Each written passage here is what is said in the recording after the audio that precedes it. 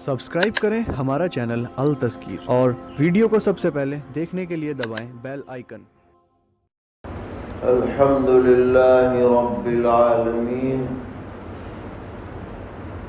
اشہد ان لا الہ الا اللہ وحدہ لا شریک لہ، واشہد ان سیدنا ومولانا محمدا عبدہ ورسولہ، صلی اللہ تبارک وتعالی علیہ وعلی آلہ واصحابہ وذریاتہ اجمعین۔ اما بعد فقد قال رسول اللہ صلی اللہ تعالی علیہ وسلم: اتق المحارم تكن أعبد الناس، وارض بما قسم الله لك تكن أغنى الناس، وأحسن إلى جارك تكن مؤمنا،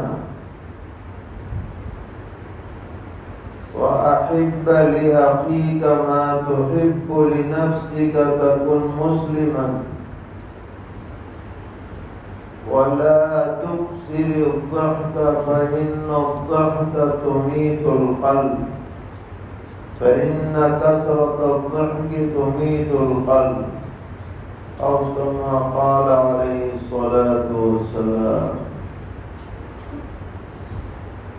معزز علماء کرام،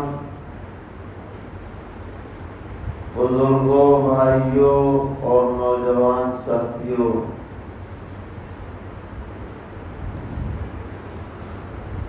یہ معلوم ہو کر بہت خوشی ہے کہ آپ کی اس بستی میں علماء کی سرپرستی اور نگرانی میں اصلاحی کمیٹی اور جماعت قائم کی گئی ہے، جس کے زیر انتظام یہ پروگرام بھی ہو رہا ہے اور دیگر سرگرمیاں بھی جاری رہتی ہیں۔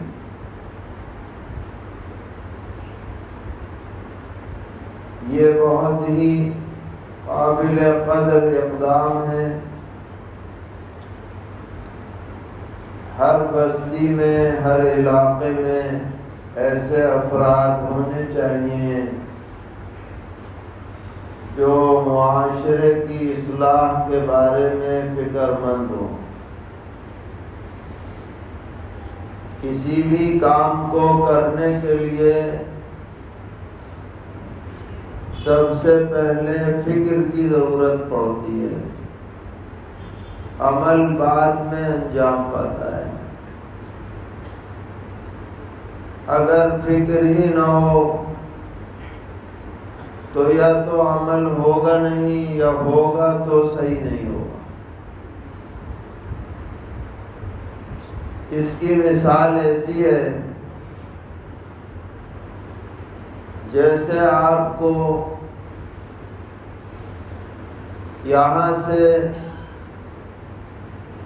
بمبئی کا سفر کرنا ہے،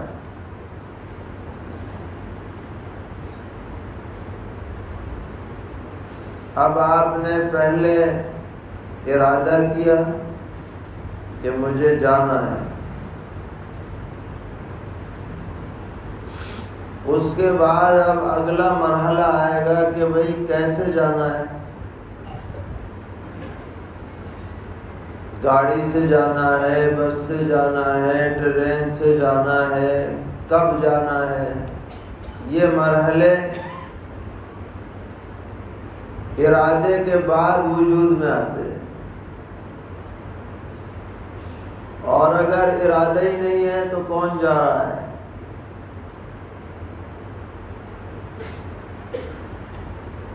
اسی طریقے پر پہلے ہم عزم اور ارادہ کریں کہ بھئی معاشرہ ٹھیک ہونا چاہیے، برائیاں ختم ہونی چاہیے۔ جب یہ ارادہ کریں گے تو اب راستے کھلیں گے کہ بھئی یہ برائی ہے، اس کی تشخیص ہوگی، پھر اس کا علاج ہوگا۔ تو بہت سے لوگ یہ کہہ دیتے ہیں کہ میاں ان کا کچھ فائدہ نہیں، کمیٹیوں کا بناتے رہو، اصلاح تو ہوتی نہیں۔ تو بڑا فائدہ یہ ہے کہ فکر اصلاح پیدا ہوتی ہے۔ فکر اصلاح کی بنیاد ہے۔ اگر یہ سلسلہ ہی نہ رہے اصلاح کا، وعظ و نصیحت کا، بیانات کا، تنبیہات کا، تو پورا کا پورا معاشرہ ہی بگڑ جائے گا، اچھے اور برے کی تمیز ہی ختم ہو جائے گی۔ اس لیے اس امت کی بنیادی ذمہ داریوں میں سے کیا ہے؟ کنتم خیر امۃ اخرجت للناس تأمرون بالمعروف وتنہون عن المنکر۔ اچھے کو اچھا کہو، برے کو برا کہو، امتیاز ہو، یہ صحیح ہے یہ غلط، یہ ہدایت ہے یہ ضلالت، یہ جائز ہے یا ناجائز، یہ پورا شعور معاشرے میں پیدا ہونا چاہیے۔ اس لیے جو حضرات بھی ایسی محنتیں کر رہے ہیں، اللہ تعالیٰ انہیں ضرور اس کا اجر عطا فرمائے گا۔ قرآن پاک میں اللہ تعالیٰ نے بہت ہی بہترین ایک بشارت سنائی ہے۔ انی لا اضیع عمل عامل منکم من ذکر او انثی، میں کسی بھی مرد یا عورت کے کسی بھی عمل کو ضائع اور بیکار نہیں کرتا، ضرور اس کا بدلہ عطا کرتا ہوں، عطا کروں گا۔ اس لیے مایوس نہیں ہونا ہے، کام کرتے رہنا ہے، کرتے رہنا ہے، تسلسل کے ساتھ کرنا ہے۔ یہ نہیں کہ بھئی جوش چڑھا، کمیٹی بھی بن گئی، پروگرام بھی ہو گئے، پھر کچھ دنوں کے بعد پھر لیٹ گئے، پتہ ہی نہیں کہاں کمیٹی بنی تھی، کیا تھی، سب غائب۔ اس سے کام نہیں ہوتا ہے، یہ تو کرنا ہے، مسلسل کرنا ہے۔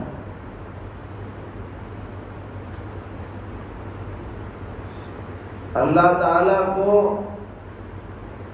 دینی کاموں میں تسلسل پسند ہے۔ سرور عالم حضرت محمد مصطفیٰ صلی اللہ تعالی علیہ وسلم نے فرمایا کہ اللہ تعالیٰ کو سب سے پسندیدہ وہ عمل آتا ہے جو مسلسل کیا جائے، اگرچہ تھوڑا ہو، وَإِنْ قَلَّ، وہ قطرہ قطرہ بھی بہت ہو جائے گا۔ اور اگر بہت عمل کیا، بہت کیا، اتنا کیا کہ تھک گئے، اب اس کے بعد جوش ختم ہو گیا، اب وہ تھوڑا بھی نہیں ہو رہا،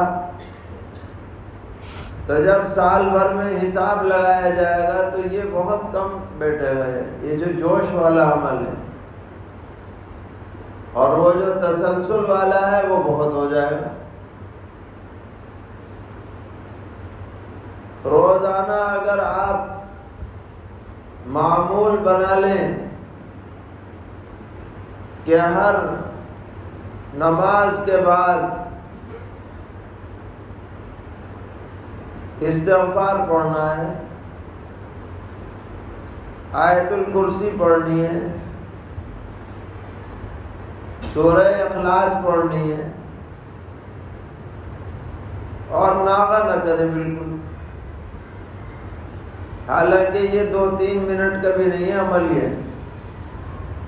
اور جب رواں ہو جاتا ہے نا زبان پہ تو سپر فاسٹ پڑھا جاتا ہے،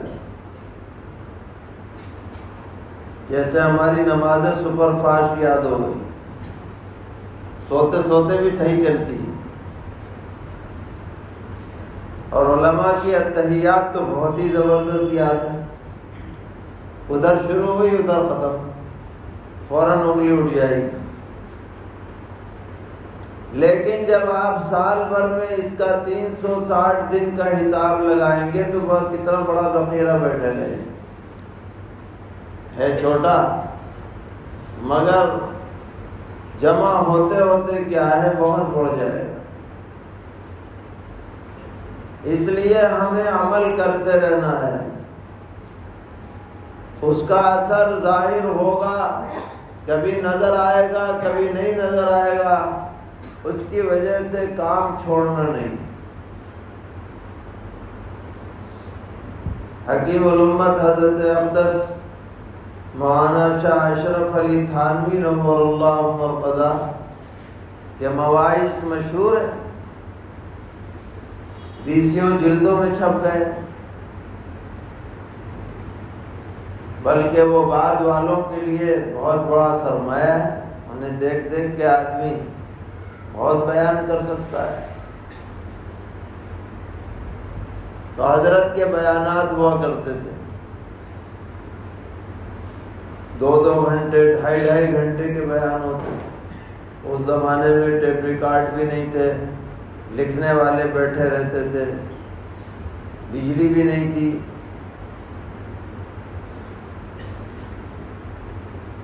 تو ایک مرتبہ آپ کے بیانات ہوئے گنگوہ کے علاقے میں.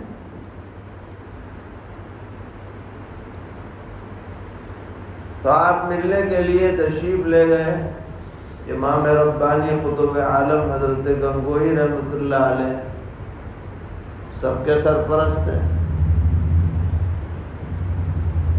حضرت نے فرمایا کہ میاں اشرف علی، تمہارے بیانات کے بارے میں سن سن کے بہت خوشی ہوتی ہے اور بہت اچھا کام ہے، کرتے رہو. لیکن یہ سن لو، اچھی طرح یاد رکھ لو کہ اب امت کی کامل اصلاح حضرت مہدی سے پہلے ہونے والی نہیں ہے. ایسا نہیں ہوگا کہ 100% کیا ہو جائے، اصلاح ہو جائے. اونچ نیچ ہوتی رہے گی، لیکن تمہیں اپنا کام روکنا نہیں ہے، کیونکہ تمہیں اجر و ثواب ملتا رہے گا، کسی کی اصلاح ہو یا نہ ہو.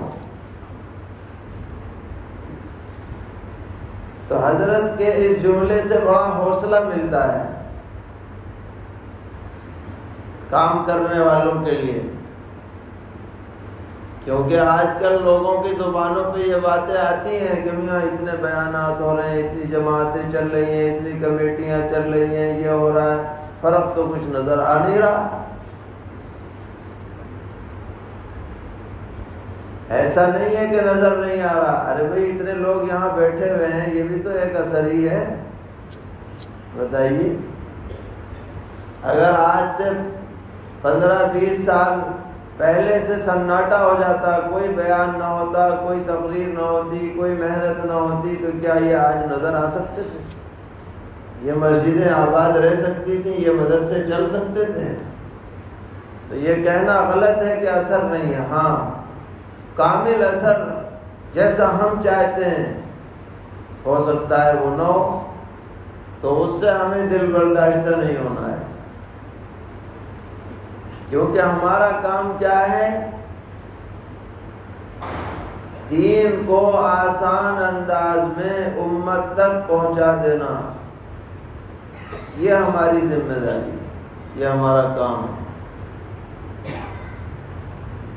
حکمت عملی کے ساتھ برائیوں پر تنبیہ کرنا، صحیح راستہ دکھلانا، یہ ہمارا کام ہے. اب جو قبول کرے گا سبحان اللہ، کوئی نہیں قبول کرے تو ہمارا کوئی نقصان نہیں ہے، یہ سمجھ لیجیے۔ اگر ہم اللہ کے لیے کام کر رہے ہیں تو کسی کے نہ قبول کرنے سے ہم پہ کچھ فرق نہیں پڑتا، 1% بھی نہیں پڑتا۔ آپ نے حدیث میں پڑھا ہوگا کہ میدان حشر میں انبیاء علیہ السلام اپنی اپنی امتوں کے ساتھ تشریف لائیں گے تو کسی کے ساتھ 2-4 آدمی چلے آ رہے ہو، مانا ہی نہیں لوگوں نے، کیا کریں؟ تو کیا ان نبی کی عظمت میں کوئی فرق آ گیا نہ ماننے کی وجہ سے؟ 950 سال تک حضرت نوح علیہ السلام نے محنت کی، کل 80 آدمی ہدایت پر آئے، تو کیا ان کی محنت ضائع ہو گئی؟ کیا ان کی قربانیاں رائے گاہ چلی گئیں؟ ہرگز نہیں۔ انہوں نے اپنا کام کیا، جنہوں نے نہیں مانا وہ خود محروم رہے۔ اس کی وجہ سے ان انبیاء کے اجر میں کوئی کمی نہیں آئی۔ اس لیے کام کرنا ہے، تسلسل کے ساتھ کرنا ہے، مسلسل کرنا ہے۔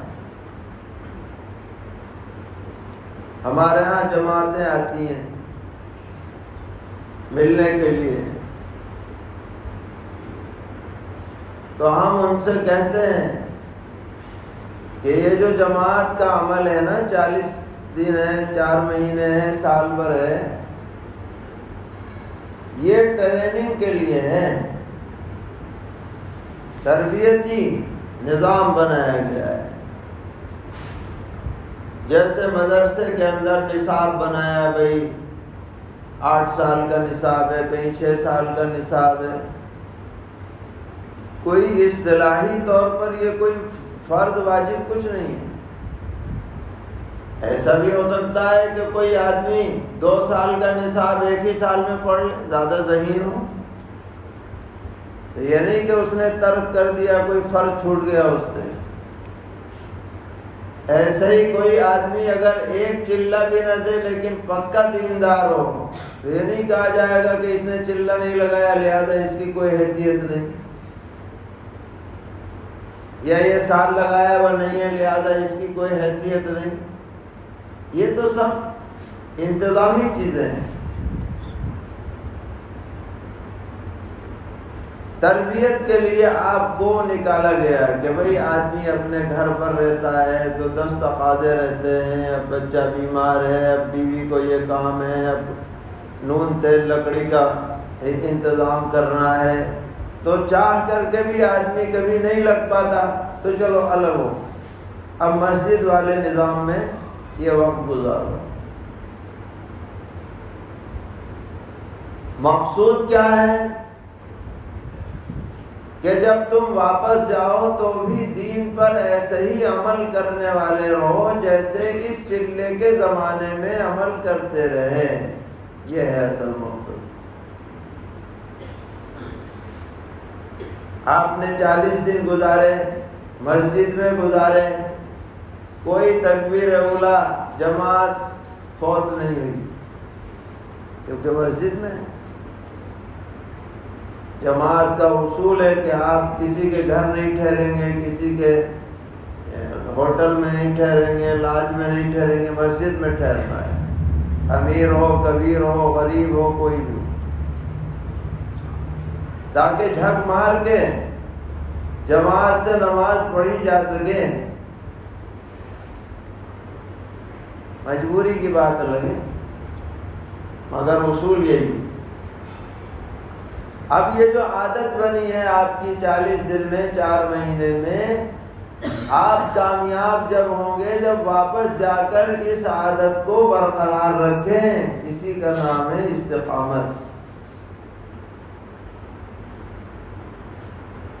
تو یہ استقامت سبھی کاموں میں ہونی چاہیے، دین کے سبھی کاموں میں استقامت مطلوب ہے کہ آپ اسے مسلسل جاری رکھیں۔ آپ نے انجمن بنائی، کمیٹی بنائی، اب یہ متحرک رہنی چاہیے۔ کچھ نہ کچھ کام اس کے ذریعے سے ہوتا رہے۔ اللہ تعالیٰ اس میں برکت عطا فرمائے، اس کے اثرات کو ظاہر فرمائے، اور سبھی منتظمین معاونین کو جزائے خیر عطا فرمائے۔ اسی مناسبت سے ہم نے ایک حدیث آپ کے سامنے پڑھی، پہلے بھی سنی ہوگی آپ نے، کوئی نئی بات نہیں ہے۔ ایک بات اور سمجھ لیجیے، دین کی وہی باتیں قابل قبول ہیں جو معروف ہوں۔ معروف کا مطلب لوگوں کے لیے کوئی نئی نہ ہو، سنائی جاتی چلی آ رہی ہوں، وہی باتیں اصل دین کی بنیاد اور سرمایہ ہے۔ اور نادر و نایاب باتیں کہ میاں آج تک ایسی بات تو کسی نے کہی نہیں جیسی انہوں نے کہہ دی، یہ دین کا سرمایہ نہیں۔ آپ قرآن پاک پڑھ لیجئے، ایک ہی بات کو 10 مرتبہ بیان کیا جا رہا ہے، ایک ہی بات، تعبیر ذرا بدلی، احادیث شریفہ ہے، ایک ہی نصیحت کو الگ الگ انداز میں آپ پیش فرما رہے ہیں۔ اس کا خیال رکھا جائے، اور کسی سے کوئی عجیب و غریب بات سنیں تو تحقیق کے بغیر آگے نہ بڑھائیں اسے۔ یہ نہیں کہ بھائی جو سن لیا چل پڑا کہ جی بڑوں سے سنا ہے۔ صحیح بات جو ہو اسے چلانا ہے، معتبر۔ تو یہ حدیث ہے، اور اس کے اندر اس کے راوی ہیں سیدنا حضرت ابو ہریرہ رضی اللہ تعالی، فرماتے ہیں کہ ایک دن پیغمبر علیہ السلام نے فرمایا، مجمع تھا صحابہ کا، فرمایا کہ بھئی 5 باتیں میں پیش کر رہا ہوں، بتاؤ کون کون اس پہ عمل کرے گا۔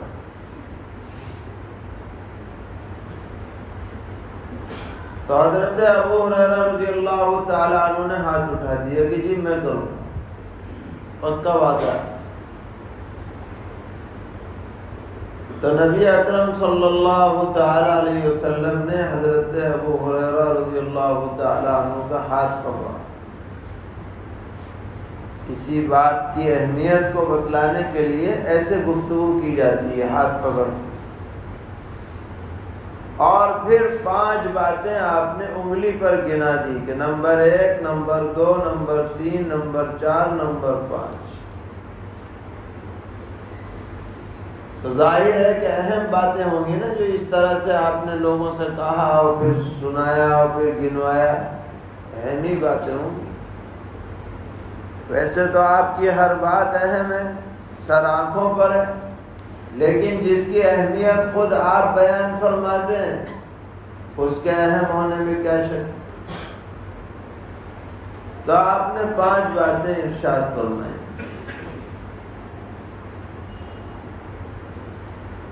پہلی بات کیا ہے؟ فرمایا کہ دیکھو، اتق المحارم تکن اعبد الناس۔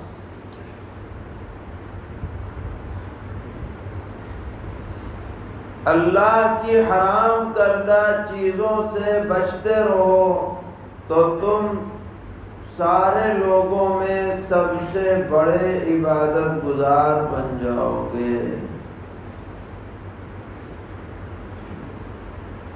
ہم کیا سمجھتے ہیں؟ سب سے بڑا عبادت گزار کون ہے؟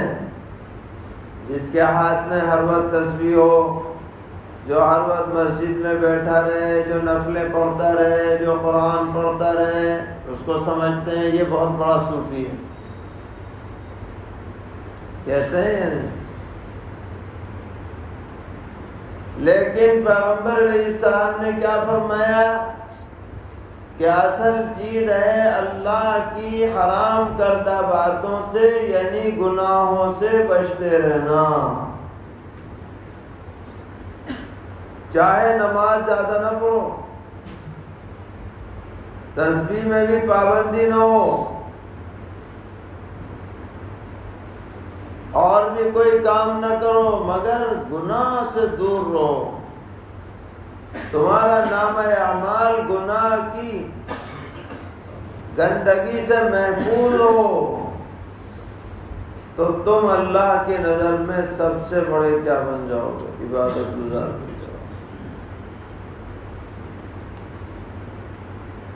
اب اس کو آپ ایک مثال سے سمجھیے.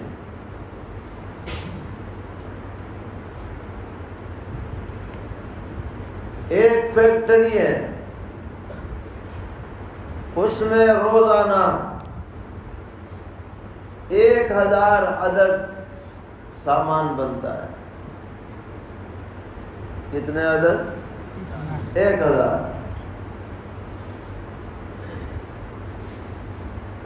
لیکن جو سامان بنتا ہے، تیار ہوتا ہے، اس کے لیے کوئی الگ سے گودام نہیں، کوئی سیکورٹی کا نظام نہیں ہے. بنایا جاتا ہے، پھر پھینک دیا جاتا ہے میدان میں. بارش ہوتی ہے، زنگ لگ جاتا ہے، چور آتے ہیں، اٹھا کے لے جاتے ہیں، گرد و غبار سے بیکار ہو جاتا ہے. حالانکہ ہر دن 1000 عدد بن رہے ہیں، مگر حفاظت کے انتظام نہ ہونے کی وجہ سے بتائیے چند ہی دنوں میں اس فیکٹری کا کیا انجام ہوگا؟ بتائیے کیا ہوگا؟ بھٹا بیٹھ جائے گا. کیونکہ بنا تو رہے ہو اتنا زیادہ، مگر اس کو صحیح جگہ بیچ نہیں رہے، محفوظ نہیں رکھ پا رہے، تو یہ فیکٹری چلنے والی نہیں.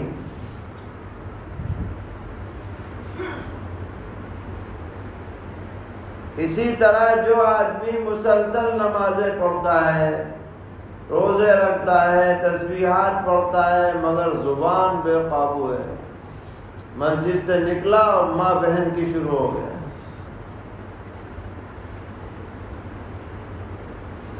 لوگوں کے جائیدادوں پہ اس نے قبضے کر رکھے ہیں، وراثت کا حق دبا رکھا ہے، بیٹھ کر غیبتیں کرتا ہے. تو وہ جو نمازوں کی وجہ سے نا بہت بڑا اس کا سرمایہ جمع ہوا ہے، وہ سب صفر ہوتا چلا جائے گا اور آخرت میں خالی ہاتھ رہ جائے گا. ہو سکتا ہے اور بھرنا بھی پڑ جائے. اب دوسری مثال لیجیے. ایک فیکٹری ہے، وہاں ہر دن 15 عدد سامان تیار ہوتا ہے. کل کتنا؟ مگر وہاں ہائی فائی سیکورٹی ہے، کوئی غیر آدمی اندر جا نہیں سکتا. واٹر پروف کمرے میں رکھا گیا ہے، بارش بھی نہیں جا سکتی، بارش کا اثر نہیں ہو سکتا. بس جو گاہک آئے گا اسے بھرپور قیمت پہ بیچا جائے گا، ایک عدد بھی ضائع نہیں. حالانکہ بن رہا ہے کل 15. تو بتائیے وہ فیکٹری ترقی کرے گی یا نہیں کرے گی؟ نفع دے گی یا نہیں دے گی؟ ایسے ہی جو آدمی عبادت تو کم کرتا ہے مگر زبان پہ کنٹرول ہے، کسی پر ظلم نہیں کرتا، حق تلفی نہیں کرتا، کسی کا بگاڑتا نہیں ہے، تو جب اس کا حساب جوڑا جائے گا تو اس کا معاملہ اس شخص سے بہت اچھا ہوگا کہ جو عبادتیں تو بہت کرتا ہے مگر کنٹرول میں نہیں.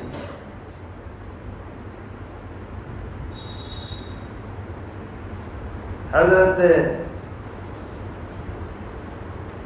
امام اعظم امام ابو حنیفہ رحمۃ اللہ علیہ کے بارے میں حضرت امام سفیان نے مجلس میں کہا کہ امام صاحب بہت بڑے بخیل آتے ہیں۔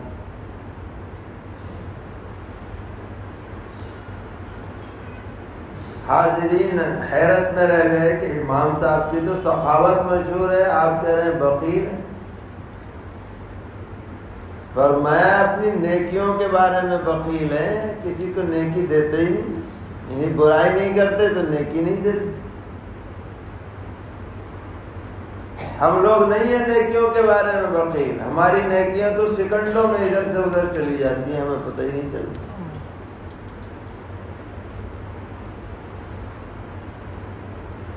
جس طریقے پر نیکیوں سے گناہ مٹتے ہیں اسی طرح برائیوں سے نیکیاں بھی مٹتی ہیں،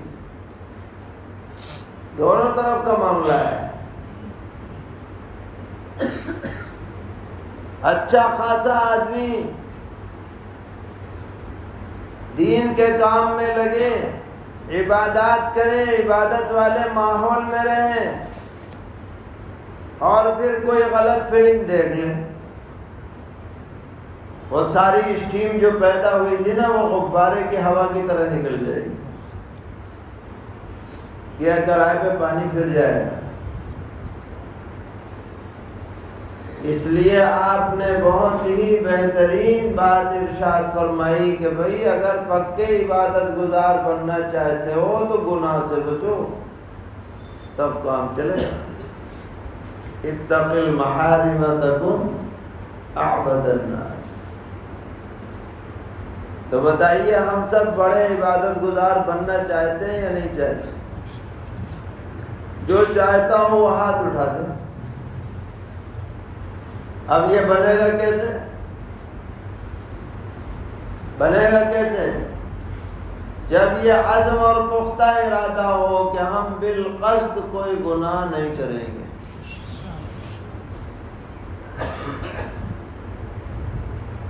مگر یہ آسان نہیں ہے،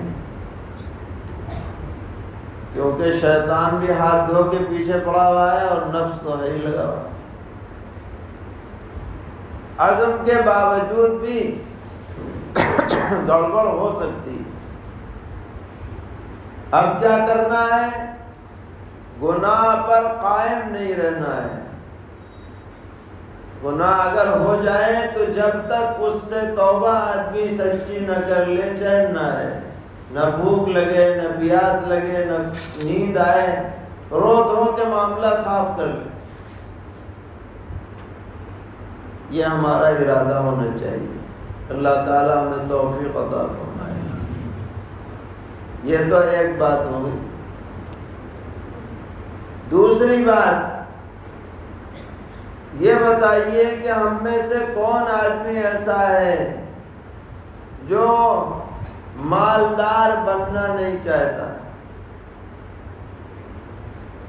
کون ایسا ہے؟ سب چاہتے ہیں میری جیب بھری رہے، بینک بیلنس بھرا رہے، کاروبار چلتا رہے، میں کسی کا محتاج نہ رہوں۔ بتائیے چاہتے ہیں نہیں چاہتے؟ تو ہم نے تو یہ پیمانہ بنایا ہے کہ بھئی مالدار بننا ہے تو اس کا طریقہ یہ ہے کہ خوب پیسے اکٹھے کرو، خوب کاروبار کرو، ساری دنیا کے 10 جو بڑے مالدار ہیں ان میں ہمارا نام آ جائے تو سمجھا جائے گا کہ یہ اغنی الناس ہے، سب سے بڑا مالدار ہے۔ دنیا والے یہ سمجھتے ہیں، مگر پیارے آقا صلی اللہ تعالی علیہ وسلم نے کیا بہترین بات، اطمینان بخش بات ارشاد فرمائی، جس سے بہتر کوئی بات نہیں ہو سکتی۔ قربان جائیے آپ، ایسا نسخہ آپ نے امت کو عطا فرما دیا کہ جو اس نسخے کو گھول کر پی لے گا وہ اپنے کو سب سے بڑا مالدار سمجھ کے چین کی نیند سوئے گا۔ فرمایا وَارْضَ بِمَا قَسَمَ اللَّهُ لَكَ تَكُنْ أَغْنَى النَّاسِ، اللہ تعالیٰ نے تمہارے لیے جو روزی مقدر فرما رکھی ہے اسی پہ راضی ہو جاؤ تو تم سب سے بڑے مالدار بن جاؤ گے۔ جو تمہیں مل رہا ہے اس پہ خوش رہو، قناعت سچی راحت ہے، کوئی ٹینشن نہیں، جو مل رہا ہے اس پہ صبر و شکر ہے۔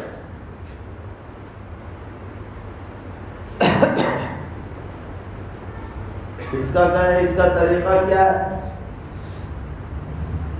فرمایا کہ جب دنیا کا معاملہ آئے تو اپنے سے نیچے والوں پہ نظر کرو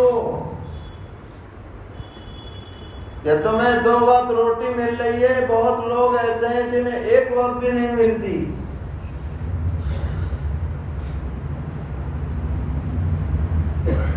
اللہ کا شکر بجا لاؤ اور دین کے معاملے میں اپنے اوپر والوں پہ نظر کرو کہ وہ تو اتنا کر رہا ہے، میں اتنا نہیں کر پا رہا۔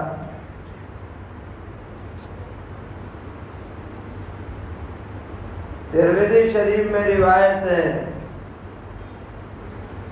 نصیحت کی گئی مالداروں کے ساتھ مت اٹھو بیٹھو، مسکینوں کے ساتھ اٹھا بیٹھا کرو۔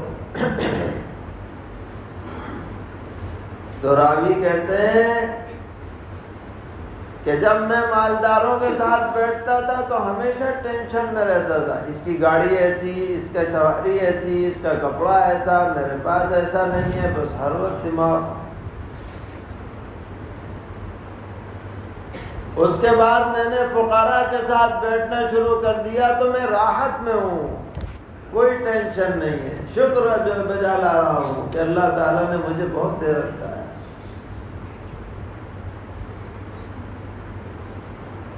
اس لیے یاد رکھیے جو قناعت سے محروم ہے اس سے بڑا فقیر کوئی نہیں، اور جو قناعت پر راضی ہے اس سے بڑا مالدار کوئی نہیں۔ یہ ہے معیار، ورنہ تو زیادہ کی کوئی حد نہیں۔ پیغمبر علیہ السلام نے فرمایا کہ اگر آدم کے بچے کو پورا میدان بھر کر کے سونا مل جائے تو اور میدان کہے گا ایک اور مل جائے، 2 مل جائے تو تیسرے کے چکر میں رہے گا، تیسرے مل جائے چوتھے کے چکر میں رہے گا۔ فرمایا اس کا پیٹ تو قبر کی مٹی بھرے گی۔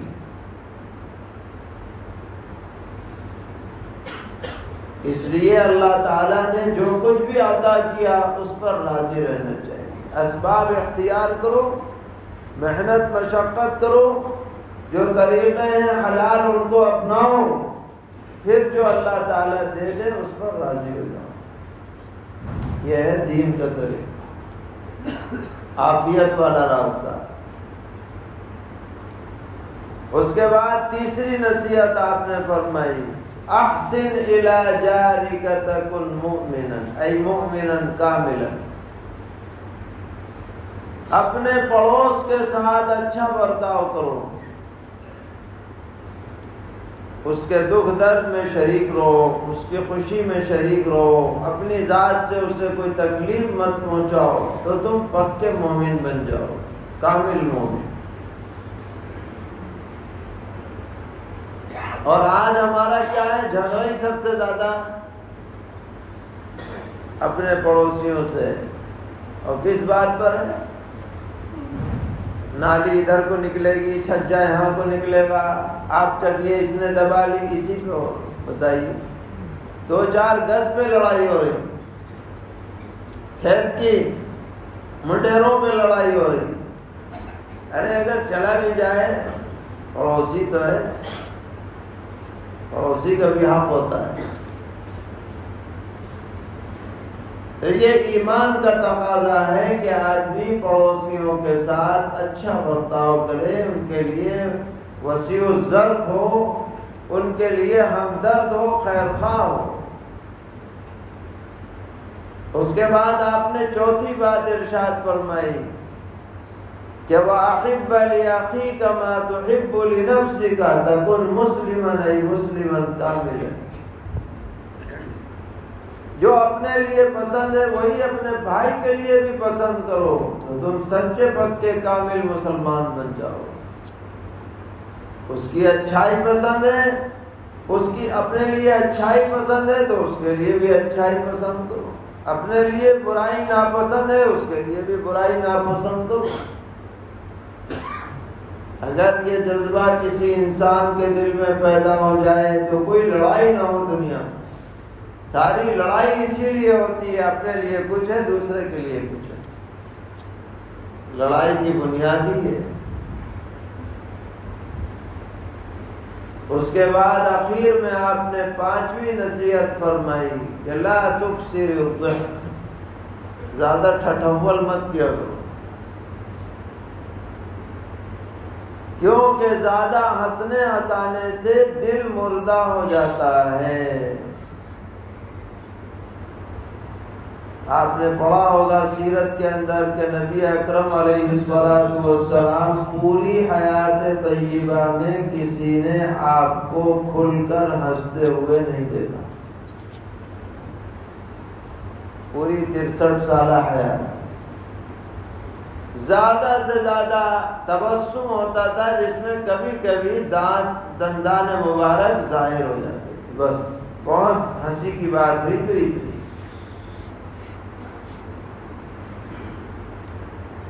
چلو اتنا کنٹرول ہر ایک کے بس کی بات نہیں ہے، کبھی ہنسی آ بھی جاتی ہے اتفاقاً،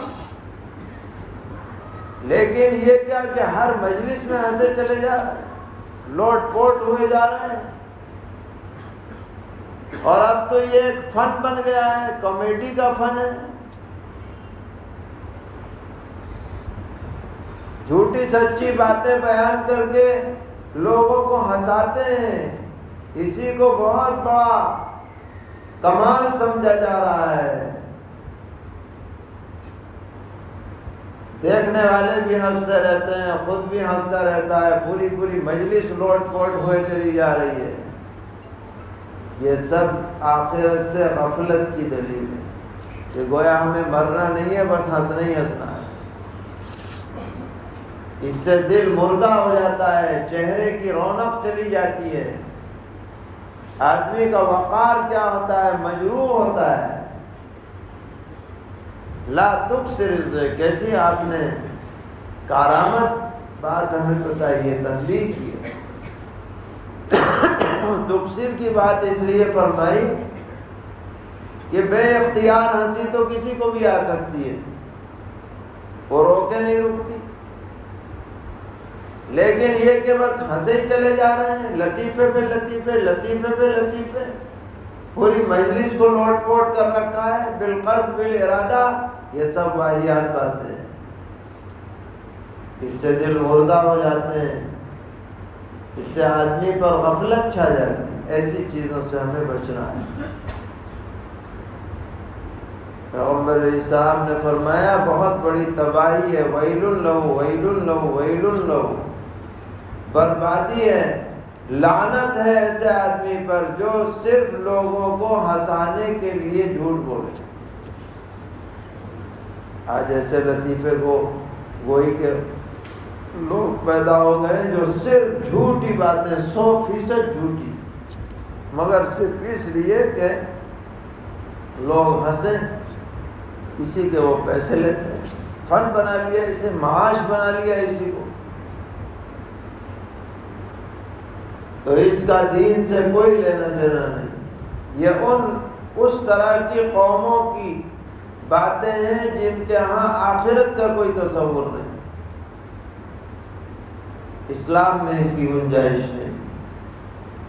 تو یہ پانچوں باتیں بہت اہمیت رکھتی ہیں۔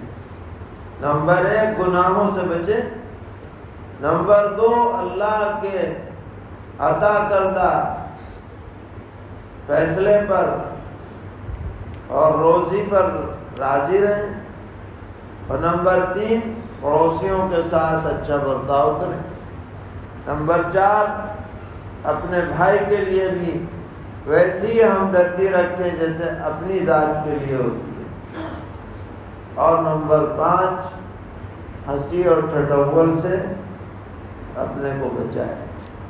اللہ تعالی ہم سب کو، پوری امت کو عمل کی توفیق عطا فرمائے۔ وآخر دعوانا الحمدللہ رب العالمین۔